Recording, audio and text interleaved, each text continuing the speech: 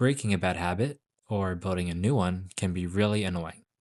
This guide will do three things for you. It will first introduce three principles of behavioral change, then it will explain how to create an action plan using these principles, and finally, it will share some strategies to support your long term success.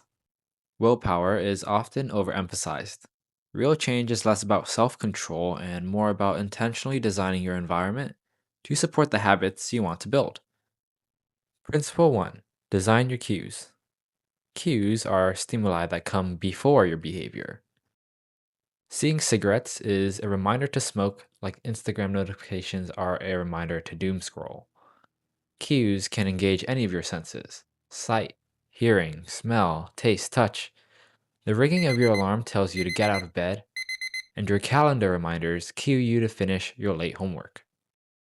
So, cues signal to us the behavior that we should do. If you want to build a habit, design your environment to include cues for it. The more obvious they are, the more effective they will be. For example, you want to read more.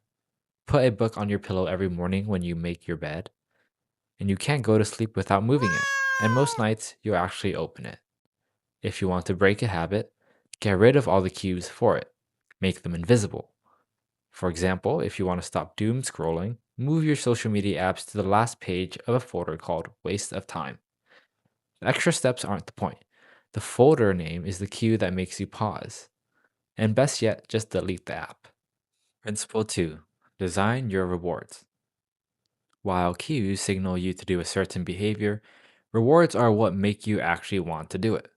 Rewards are any outcome that increases or sustains the frequency of your behavior over time. They can be extrinsic, like money or good grades, or they can be intrinsic, like the feeling of pleasure. This principle doesn't necessarily mean add or subtract rewards from certain behaviors. That can be hard and out of your control. What this principle really means is that you can control how pleasurable a reward can be for you. If you want to build a habit, make the rewards for that behavior more pleasurable.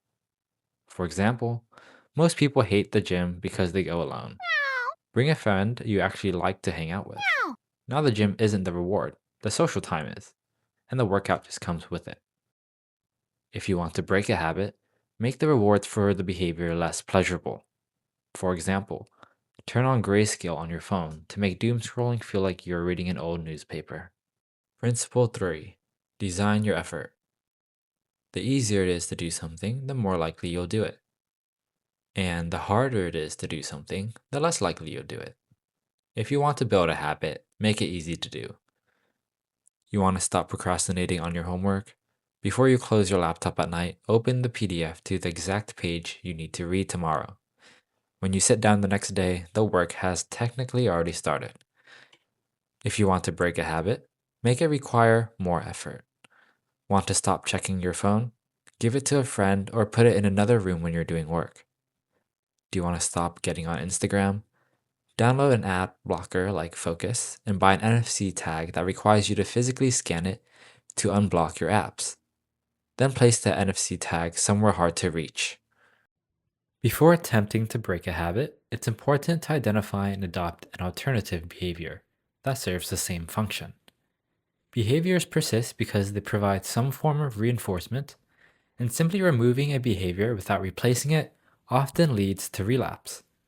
By choosing a replacement behavior that delivers the same or a similar reinforcer, it becomes easier to reduce the problem behavior while still meeting the underlying need. Effective behavioral change focuses on substitution of behavior rather than the elimination of it. Let me give you an example. You're sitting in a lecture hall, and without even realizing it, you're picking the scabs on your face and you're pulling at your hair strands. Sometimes you do it because of the boredom, but most of the time it's because you're stressed, and the picking kind of helps you to de stress.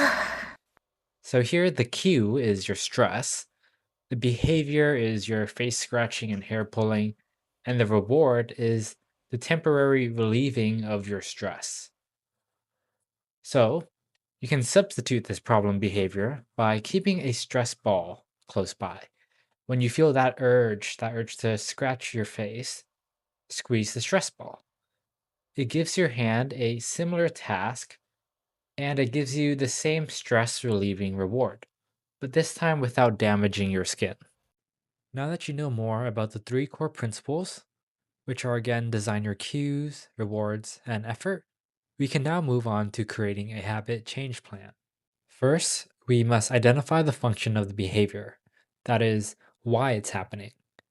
There are four functions a behavior can serve, and knowing which one applies to your habit will help you to appropriately design your cues, rewards, and effort. I'll briefly go over each one and give an example. Social positive reinforcement. This is when someone gives you something desirable after you do a behavior, and because of that, you're more likely to do it again. A good example is getting praised by your professor for speaking up in class. That praise feels good, so you keep participating. Social negative reinforcement. This is when someone else takes away something unpleasant for you after you do a behavior. For example, you and your friends are at a function and there's a lot of alcohol. You don't want to drink because you hate the taste, but your friends try to convince you to drink with them. You feel uncomfortable because everyone is drinking, so you decide to cave in and take a couple shots of your friends. Now your discomfort goes away and you feel like you belong at the function. This behavior is socially negatively reinforced because your drinking behavior is done to get rid of a negative stimulus, which is a feeling of being uncomfortable. Automatic positive reinforcement. This one has nothing to do with other people. The behavior just feels good on its own, and that feeling is enough to keep you doing it. Scrolling on your phone is a perfect example of this. Every time you scroll, you get something new that's stimulating. And that little hit of novelty is exactly why you keep coming back to it. Automatic negative reinforcement. This is when a behavior sticks around because it removes some type of discomfort you're experiencing.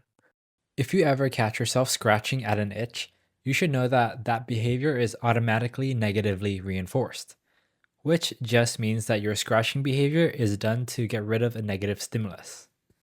So, those are the four functions of our behaviors. In summary, social positive reinforcement is when someone gives you something desirable, which in turn sustains your behavior. An example of this is being praised for your participation in class, which causes you to continue to participate. Social negative reinforcement is when another person removes an aversive stimulus as a result of your behavior. An example of this is drinking alcohol just so your friends will stop peer pressuring you. Automatic positive reinforcement is when your behavior continues because it brings you some sort of pleasure. An example of this is scrolling on social media. Automatic negative reinforcement is when your behavior continues because it reduces some type of discomfort you're feeling. Now keep in mind that different people can have different functions of the same behavior. Maybe you vape to relieve stress, and that's automatic negative reinforcement. But someone else might vape as a result of peer pressure, which is social negative reinforcement. So, although we might do the same behaviors, we may do it for different reasons. Step 2. Design your environment. Now that we know the function of your behavior, it's time to design your environment using the three principles we learned. Let's say you have a problem of oversnacking, and you find yourself oversnacking whenever you're stressed, and doing this helps you to de stress. This behavior can be considered automatically negatively reinforced because your behavior is done to reduce an aversive stimulus, which is the feeling of stress. To design your environment, we can begin with designing our cues. For instance, you can make the cues for your snacking behavior invisible. And an easy way to do this is to get rid of the snacks from your sight. Stress is also a trigger for this behavior, but it works differently from a visible cue. You can't simply hide it. Instead, you need to directly address the underlying cause of your stress, whether it's relationship issues, academics, or something else. Now we can move to designing our rewards. How can you make your oversnacking behavior less rewarding? Maybe you could keep only the snacks that you don't like around your dorm. Another way is to break the pairing between your snacking and other rewarding activities.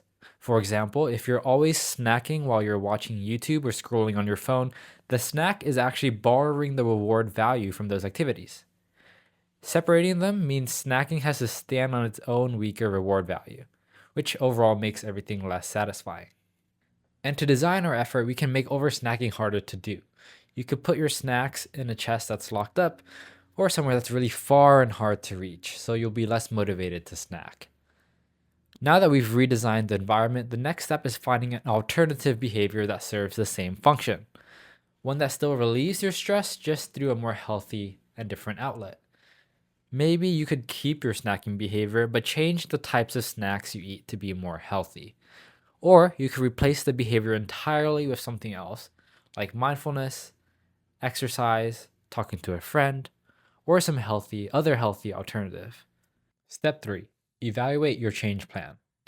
As you implement your plan, make sure to monitor whether it's actually working.